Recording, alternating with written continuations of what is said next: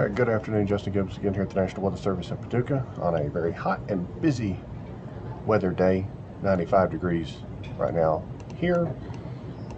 We have a new severe thunderstorm watch once again for the Evansville, Indiana area and also other portions of southern Illinois. A very large, and you can't see all of it on this radar, very large and strong complex of severe thunderstorms is approaching the area from the north. We're seeing development on the southern edge of that complex, and it's entirely possible and probably probable that we'll get some development as it approaches the Mount Vernon area and then into like McLeansburg, Carmi, Fairfield, West Salem, and then moves off to the southeast. The winds behind it, we can see from the Evansville radar, are quite strong. This is the Paducah radar. I'm going to switch to the Evansville radar. And you see this, it resolves much better. Get a little bit closer, but we're getting some 60 to 70 mile per hour winds with it. As it moves off to the southeast, you can see the motion there. And the larger storm motion takes it generally into southwest Indiana and into the Evansville area, perhaps by 3:30 or 4 o'clock. The issue at hand with us today, as all of you in the Evansville area know, a lot of rain this morning in the Evansville, Indiana area. And it is about 73 degrees there, and it's 95 degrees here in Paducah. So there's quite a gradient of instability, and we're not sure that the storms will maintain their intensity as they move off to the southeast into Evansville.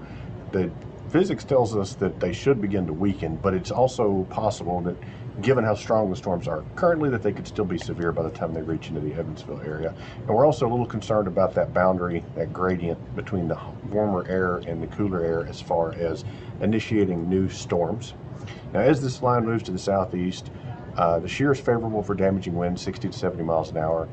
Tornadoes are possible. Brief line tornadoes, areas of enhanced wind damage, are going to be possible. It's not a great setup for that, but it's a little more favorable than what we had this morning as far as a few spin-up tornadoes possibly. I think the chances for that will decrease as you get into southwest Indiana and into the more stable air. And we're also watching some thunder showers developing over southeast Missouri and western Kentucky. Still believe that those are forming in an area where they're somewhat unlikely to grow, but I see a little boundary here over this is coming from the previous thunderstorms, and this would be a focusing mechanism that might be deep enough to get some of this activity going as it moves off to the east. So a potential for some what we would consider locally homegrown thunderstorms here, where storms may develop on top of us when this area of moisture interacts with that boundary. And as unstable and warm as it is, severe thunderstorms would be possible there too if they form. Those are kind of the areas that we're watching. This morning's activity has moved on east of Nashville and into Russellville, Morgantown, Leachfield, and that area. So we're watching closer here and this little boundary to see if we get thunderstorm development. And then we're watching a much more organized system moving out to the southeast that'll have the potential for some wind damage, possibly a tornado or two. Don't be shocked if we get a tornado warning in the severe thunderstorm watch. It's mainly a damaging wind threat, though, and you can see right now we don't have any tornado warnings anywhere along that line. It's not a tornado outbreak. And then last but not least for most of us, our heat index values, probably difficult to read.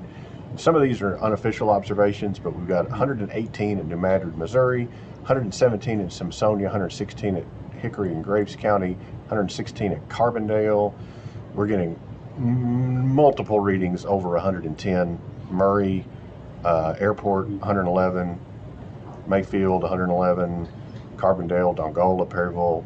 It's extremely hot where it hasn't stormed today, so continue to be careful out there and don't overexert yourself. And we'll continue to monitor these storm threats, take action if a warning is issued. And we are also concerned because we still have flash flood warnings out as well. Areas that received 3 to 4 inches of rain, if we get another round with this action, it's not uncommon on the very south end of these systems that they move a little more slowly. You can see how it's kind of behind the main line.